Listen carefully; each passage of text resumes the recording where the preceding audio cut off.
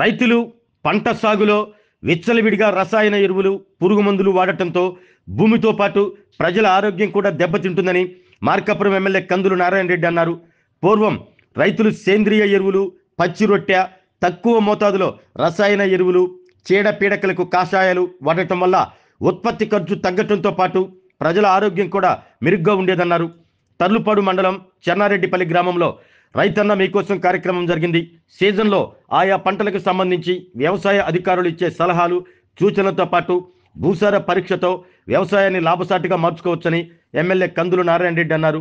రైతు డీలా పడితే దేశమే అన్ని విధాలా నష్టపోతుందని హెచ్చరించారు. రైతులు కూడా డిమాండ్ ఉన్న పంటను సాగు చేసుకోవాలన్నారు. లాభసాటి వ్యవసాయానికి, ఫుడ్ ప్రాసెసింగ్ లాంటి విధానాలకు అత్యంత ప్రాధాన్యత ఇస్తూ రాష్ట్ర ప్రభుత్వం 13,000 కోట్లతో 38 ఫుడ్ ప్రాసెసింగ్ ఇండస్ట్రియల్స్ ఏర్పాటు చేసిందని తెలిపారు.